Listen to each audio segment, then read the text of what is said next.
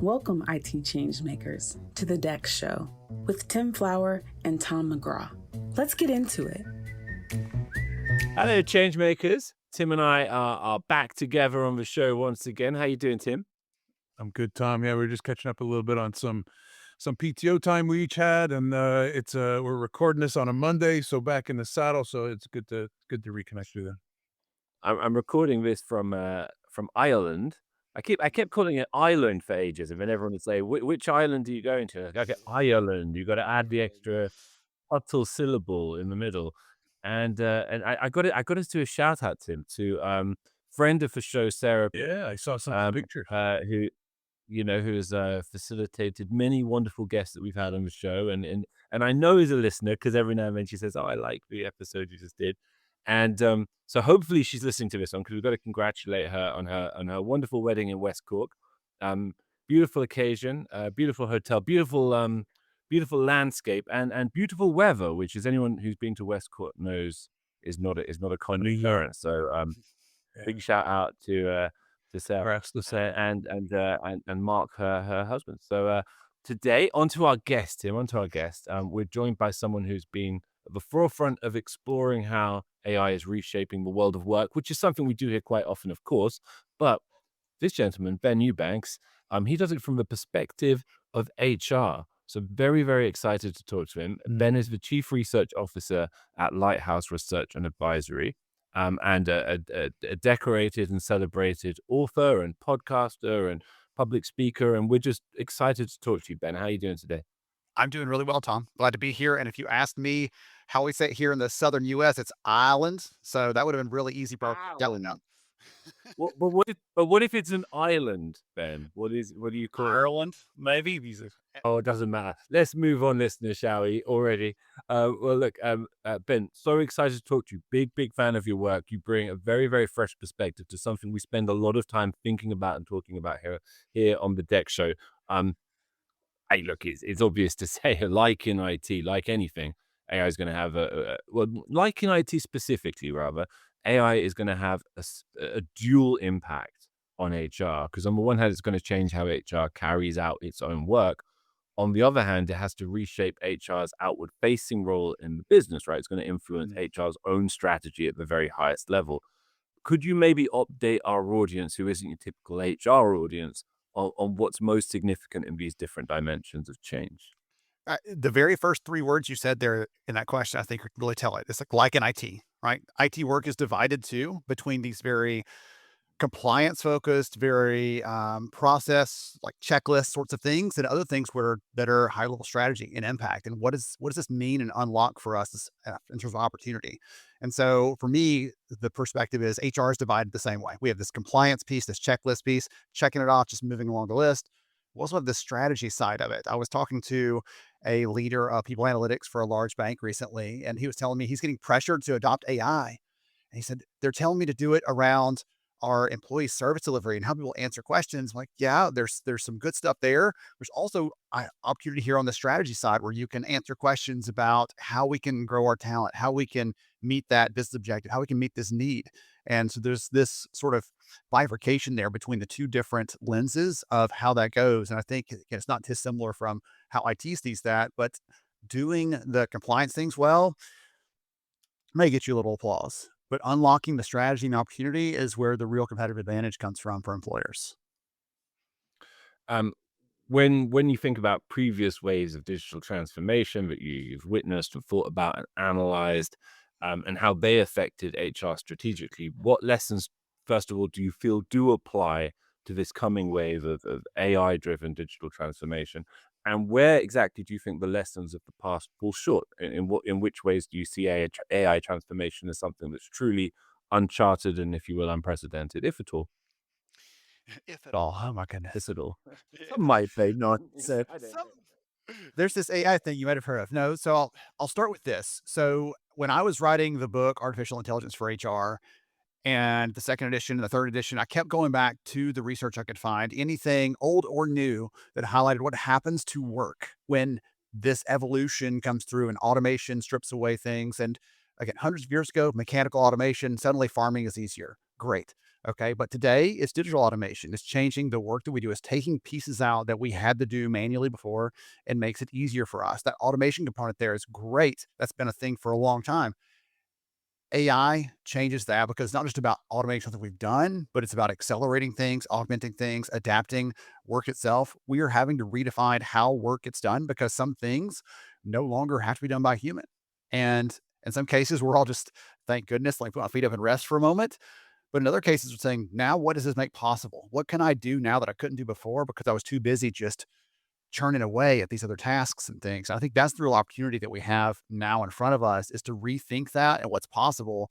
I think that's the big thing. It's not just about doing other stuff faster, but giving us new things we can do that in the past were just beyond our reach.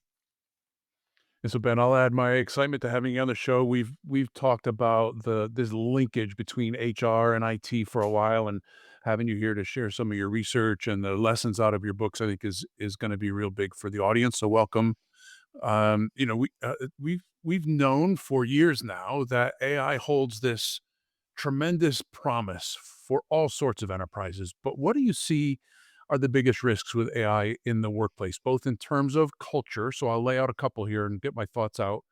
Um, there's this tremendous promise, but there are also angles where it can be demonized. How dare you use AI to create your content? And there's actually AI to detect whether or not you used AI. And now there's AI to make my AI production more human, so you can't detect it. Right? There's this back and forth swing on whether it's good or whether it's bad. And I'm starting to sense some of this internal HR kind of responsibility to manage the human competition in an enterprise. So, what role does HR play in anticipating and managing and hopefully mitigating some of these back and forth plays in their own enterprise?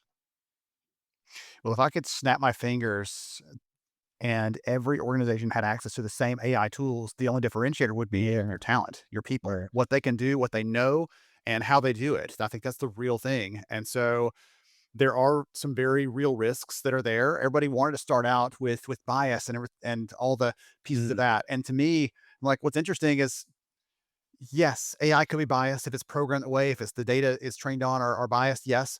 But also I can actually audit that. I can't audit that manager in my business who is always saying, you know what, I'd like to, I just can't hire a woman for my team. I just can't, they can't cut it. And I can't audit that manager has something going on in his head that's, shutting that down. I don't know. The AI, I can audit and say, hey, look, it's looking at these indicators. It's turning them down because they're women. We can fix that and change that. So I think that's the bias piece. Yes, it's a risk, but it's also auditable and changeable in a way that it's not possible with humans. So for me, that's a risk, but not the full stop, nothing goes forward. We all have to be pulling our hair out and screaming and running in circles kind of risk. The other one that gets me, though, the one that's come out more recently, there was a study by the University of Toronto a little while back, and they looked at humans who were using large language models to do their work and to do some creative tasks. And they gave them an actual assessment, not just some questions, how do you feel, your opinion, but an actual assessment of creativity. And the people who used large language models, ChatGPT and others, to do their work, their creativity was lower than people who did not. And the Well, part that's most scary isn't that. It's that when they brought them back a little bit later to test them again, nobody got to use it this time. And that second group who had used ChatGPT, they were still less creative. Their ideas were very narrow, very streamlined, very homogenous is the term they use, where they mm, all start to sound the same. But the brainstorming and the creativity from the other group that had not done that, it was broader, more novel ideas, more creativity was actually shown proven in the research. So to me, that's the part that gets me is humans pick the path of least resistance. Our brains are wired to be lazy. And at the same time, going that shortcut route for all of our brainstorming, all of our creative thinking, not just automating the simple tasks, but when we start doing the higher order tasks and using it to outsource our thinking, that's going to start hurting us long term. And that's the risk that I'm most concerned with because it, human behavior is hard to change, guys. It's really hard to change people. And we're wired to take that easy path. So the thing we're going to have to do is very carefully, very intelligently put some limits around when and where those are used and determine which types of work can be done that way and which we need to stay away from because the short-term win is not worth a long-term loss. Yeah, it's really interesting research. I'll chat with you. Maybe we can put in the speaker notes where folks can get that research because as a semi-creative person myself, I feel like my creative ideas are actually augmented by some AI collaboration, right? And maybe this is collaboration with people versus creative collaboration with AI, but it's a curious take. I do a lot of my creative ideas I feel have really taken off with some of that um, AI back and forth. But I'll ruminate on that a little bit more. But there's strong opinions on both sides, even to take this a step further, that some of this AI capability is actually going to take jobs, and if those jobs Mhm. become more siloed, less creative. It's an interesting implication, but we're also at this kind of we're the middle of also some talent scarcity, right? In many areas, that there's an inability to find the right people with the right talents. I'm curious how you reconcile those two conundrums, right? The it's going to take my job, but we don't have the right talent to actually run the AI models. How do you reconcile and see those two things converging in the future? The first thing I think of is there was a study done by Q Research. I mean, maybe it's probably not 10 years ago, but it's been a while now since the early days of AI being a conversation just in public. And they surveyed American workers that, hey, how do you think that AI is going to change work and change jobs? And it was something like, three-quarters of them said yes. They said, how many of you think it's going to change your job? And you're like, no, no. Generally, people are like, no, it won't change my job, but it's going to change everybody else's. And so our brains have this like hardwired defense mechanism that says, well, this is risky and scary and look, it's right on the horizon, but I'll probably be okay because I know my work and it's just too creative for that. So that's the first place our mind goes. So in the book I wrote, Talent Scarcity, it really looks at some of the reasons that it's hard to find good quality people. You mentioned in some fields, some professions, the lack of skills there is very real. So a couple different things. We're trying to unpack this big question. Number one, AI is taking tasks, not jobs. Right. Right now, that's what's happening. So if you have a marketing team and you had a content person that was doing that as part of their tasks, some of the content things they were doing, we can now do like that, snap of a finger with AI. And that person's tasks they were doing all around that, writing, creating, editing, researching, those pieces of their job go away. Now, does the company get rid of that person entirely and offload the rest of their work to other people? Maybe. Or do they somehow streamline that job and change it? It depends on the company, depends on the culture, the budget, all the things. But that's what's really happening. It's the tasks, not the job. Now, that piece of it, let's set that aside for a second. One of the things that concerns me, again, I'm the HR nerd. I'm a data nerd in most rooms. I was almost an economist and decided to go to HR instead. Still a study of human behavior every day. And one of the things that I wrote about in the book is there's this demographic cliff that's out there. And if anyone has heard some of the stories around this, they're pretty much all true. Every developed nation in the world has a birth rate that's below replacement rates. Mm. So they are steadily going to be shrinking. And we see this in some countries that are very far down this path, like Japan, where they don't have enough working people to pay for the Social Security to take care of the people who are already at retirement age. And that sort of social structure breakdown is, again, lots of fun reading on the weekends, but it gives you this idea of like there's a lot of fear there. There was a one of the Russian ministers of labor a few years ago was on the news saying, hey, when you get a break from work, go procreate. That was their, like, on the news, they're saying this because they're trying to make sure their citizens are creating enough people because they're worried about that. We're losing people to retirement every day. So it's stretching the workforce. And so that's a real problem. In the book, I talked about how AI, automation, robotics, those sorts of things give us a way to potentially close that gap in some way. But there's a problem with that. When we look at the job growth in the last few quarters, the jobs that are actually out there are standing jobs, not sitting jobs. And AI is really well suited to sitting jobs. Standing jobs, home health. I need a person there checking on someone in person, making sure they're okay. We're building something in a plant. We have things like retail. AI is not doing those types of jobs and it can't right now. So there could be an opportunity for that down the line. But right now, it's really affecting some of those sitting jobs and white collar work and not as much of those standing jobs where we're still trying to hire people, still trying to bring them in, and we still have this shortage. It's a weird sort of labor market issue. This is bad news for us sitters, Tim. Yeah, I know. I got to. All of us are sitting as we're recording. You know, So I stand or the rest of this. Yeah, can I? Is it job security if I push my standing desk to the top and start standing up for the calls? Yeah. Definitely. And so a lot of the functions that we talk about here, right? Therapy, finance feedback, any consultative work we've talked about in other shows where knowledge and education are becoming free. So you can find your answers a lot easier. I'm curious, as HR in itself becomes more technical through AI adoption, how do they, as an HR function, avoid losing their core purpose, keeping people at the center of the strategy? What practices or principles help maintain that balance? So we actually did a piece of research earlier this year, and we surveyed almost 1,000 different organizations across the globe, asking them about their people practices. And I know this is not an HR show, but there's a very good tie into that question where we asked them, what's more important? Is it more important to be data oriented, really thinking about the numbers, the evidence, the metrics, those things? Or is it more important to be people focused? And what we found is a company that picked one of those two things versus the catch-all, the cheat answer, like both are important. If they picked one or the other of those, their results were poorer, their perspectives were more limited, their impact was less. And so those teams that say it's about all the AI is great, let's go do all the things, and we're using that to sacrifice the connection with people, use it to sacrifice the opportunity we have to serve people, those companies may get, again, that short-term gain and look like they're winning and a long-term loss. It reminds me of the Klarna story where they replaced hundreds of their customer service agents with an algorithm, with an AI tool. You're like, look at us, we're great. And then a year later, like, oh yeah, we need people again. And so they learned the hard way. And we're going to see that pendulum swing too far, I think, on the talent side too. And you see that in some cases where, hey, this company automated their whole hiring process. There's not a human to be heard or spoken with or connected to during that process.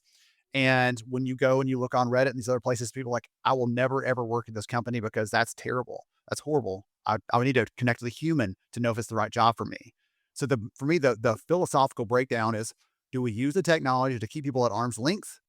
Or do we use the technology to understand more about them so we can serve them more deeply? And for HR people out there who have that heart of service, they care about their teams, I think that's where their strategy is going to lie. Their best opportunity lies is they can now know more about their people, not in the creepy stalker way, but know more about their people. Like, what do they need from us? How do we serve them better? What unique benefits can we offer to Ben's family because they need this thing right now from us versus Tim's family? They need something different. Mm-hmm. And that level of understanding and awareness that AI gives us is what's going to set those companies apart that take this in the best positive direction. Just some free thought based on a reaction, based on some of the commentary. It's not a far stretch. If AI is taking accountability for hiring people, that AI eventually takes accountability for firing people too, right? We're in this, if we don't get a manage on this soon, we're going to be in a tough place. And I think there's enough smart people that are seeing it. It's a matter now, what do we do? And in that regard, who takes accountability for it, right? Corporate functions are very easily siloed off. HR only does HR, IT does IT, procurement does procurement. But the rework, the redesign of work that's AI driven, if a business wants to take on those functions, like you're talking about, of how do we redesign the hiring function without just turning it all over to AI? How do we use AI to redesign that function? It sits squarely in the middle of IT and HR. One silo can't do it alone or without the other. So how do those two functions converge to meet this moment? I think we arm both sides in a death match and let see who's standing after we're all done. That seems like really easy. I agree, Ben.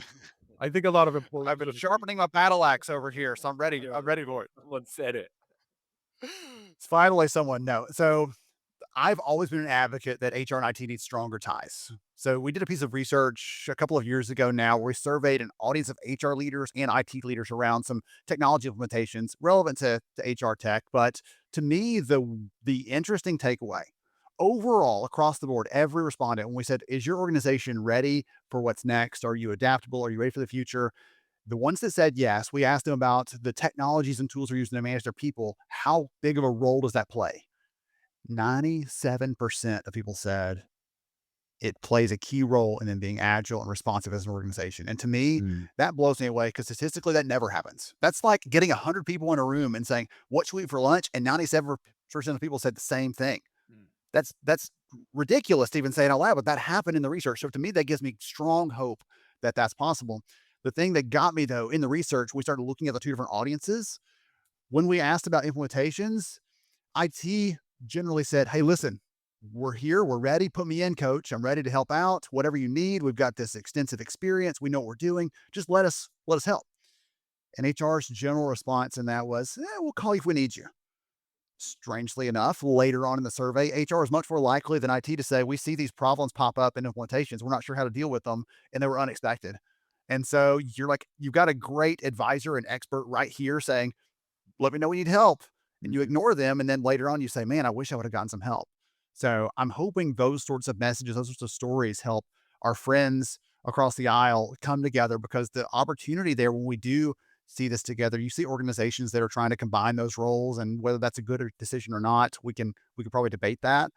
But I do think the opportunity is there. One more thing I'll tell you on that, just to give you a picture of how this could be. So a couple of years ago, when everyone was hiring in a frenzy, you couldn't pay people enough money to get them to come to your organization. It was wild.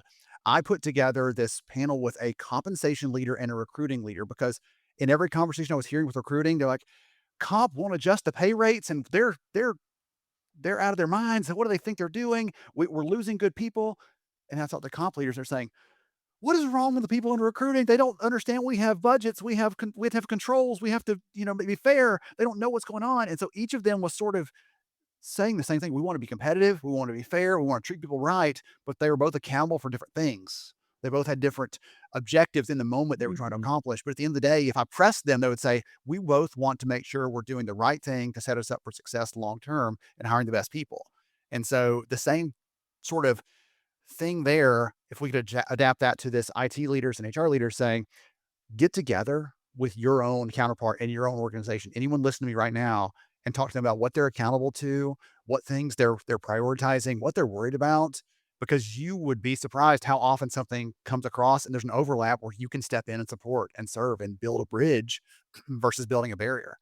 That's what I think is the real opportunity for us. So who takes the lead, right? Not just on governance for AI, but all the other operational aspects of this. Does HR report to IT or vice versa? Is it cross-functional body? Is it one leader or organization that owns both? What's the organizational model look like in terms of ownership and leadership? You see some organizations that are actually hiring someone to lead AI in the business. And I don't think that's a bad thing to do, to have someone with that perspective across all the different disciplines and functions and roles and use cases and opportunities there. Within its own realm, though, HR generally is trying to think about, again, our problems are hiring, retention, benefits, compensation, those sorts of things are priorities for us. IT's problems are not those same problems. Right. And so we need some ownership within our space as an HR function. Yes. It's like global governance and local flexibility. That's sort of how I see companies implement policies. Like, here's what it means across the globe, but within your local region, we know that you can't work on this day of the week because of religious holidays. So we'll give you flexibility to accommodate that. And the same thing is true here. We need this big picture vision. We need to get together and say, this is who we want to be. Do we want to be a company that automates all the people roles, gets everybody out of the business, tries to just go straight technology? Or do we want to be those companies that relies on our competitive advantage, which is our people, and we're going to use those as our differentiator? And you said it earlier, we're going to use people to actually create content. What? No, really? Yes. That will be our advantage over someone else, because they're creating things that, again, very narrow, very homogenous. They're all going to start to sound the same. We're going to use our people for the unique stories they can tell, the differentiators, the connections they can make with our audience. And so I think that's the opportunity, really, is, yes, has overarching sort of perspective, whether it is having a person dedicated to it or having a council around that. But within your own disciplines, you're going to have the flexibility, because the problems you're trying to solve day to day are different than the problems trying to be solved from marketing or sales or HR in this case. And do you think that might be a part of a role for HR as in its management of employer brand? Like, this is the kind of organization where, AI is kept at this level. Do you know what I mean? Like, wait, there's a human-centric policy towards hiring, etc. I mean, and how does HR play that role in communicating externally about that brand? I have actually not thought about that, and I think that's a brilliant question, honestly. You see companies talk about their fair treatment of people. You see companies talking about what it's like to work here. They share all these kind of details transparently in their brand, trying to attract the right people, trying to discourage the people who are like, oh, they work hard. That's a fast pace. I want something slower pace. I'm going to find another company to work for. They're using their brand for those things. I don't think it's a far cry to say we should be talking about how we see AI as a part of the evolving model of work and the evolving nature of work, and say, we expect you to come here and be able to use those things, use it during your hiring process. You're going to be using it at work every day. We want you to push the boundaries of what's possible. Or, hey, we're going to be using this as a tool, just like we would any other tool, email, whatever else. But also, we are going to prioritize and emphasize and lean on the human as the key part of this, because there are things that transparently AI can't do.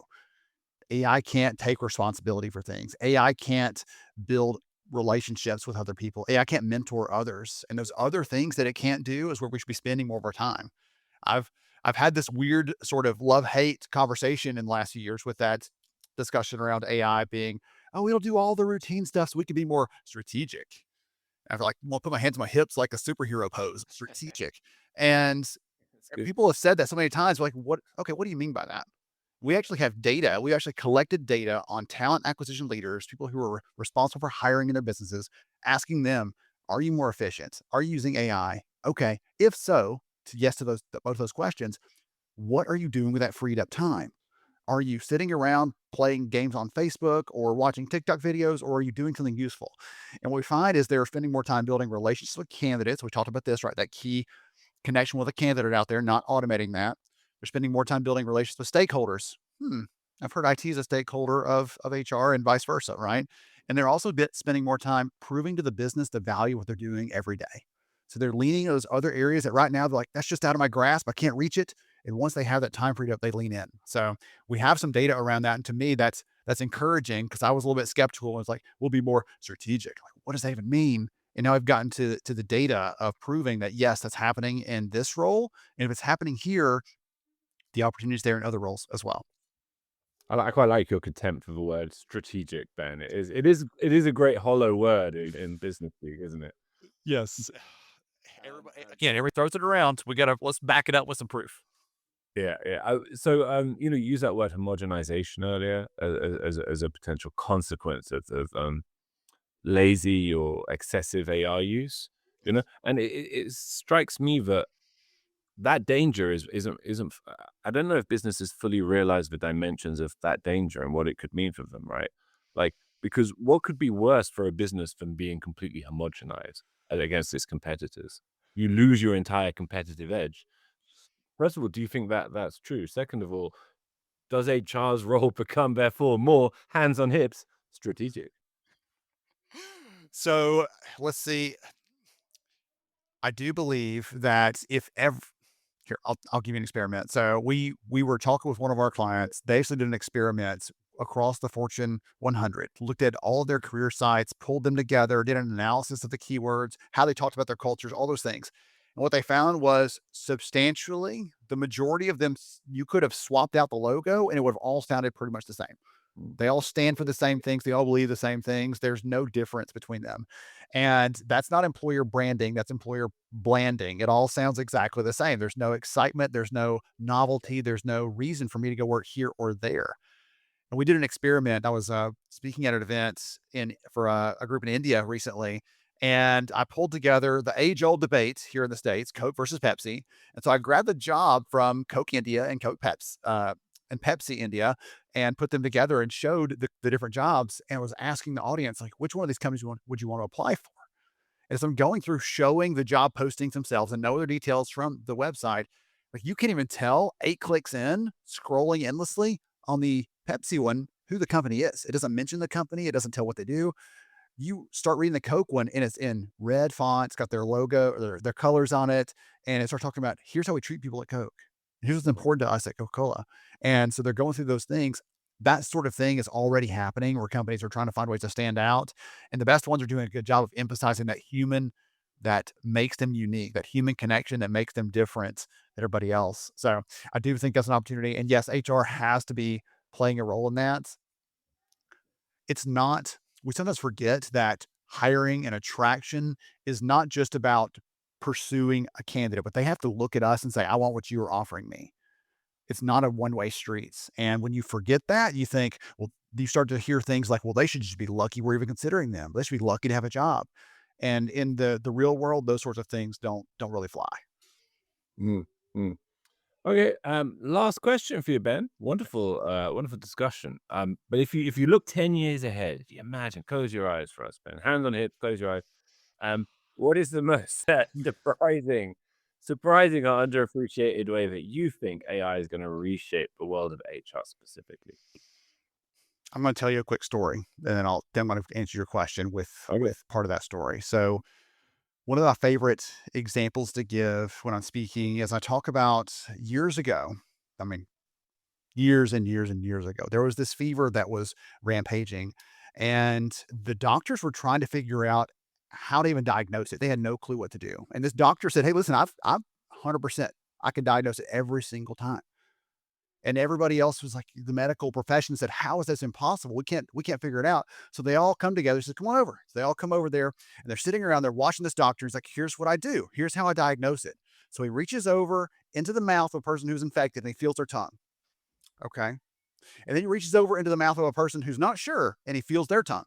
Immediately thereafter, he's like, yep, this person has it too. And everybody around him says, whoa, that's amazing. We never thought to do that.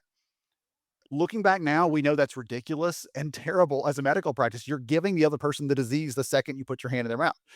But at the time, they thought it was revolutionary and amazing and brilliant that this doctor had discovered a way to do this. I do not want us to end up 10 years down the line, 20 years down the line, 30 years down the line, looking back saying, how did we let AI get to where it was? Talk about that pendulum swing earlier. How do we let it get so far that we can never bring it back to some level, some degree of humanity and connection? Do I think AI is eating some jobs? Yes. Do I think AI is changing the tasks we need to be focusing on at work? Yes. But I really think the biggest thing for me is we have to be intentional.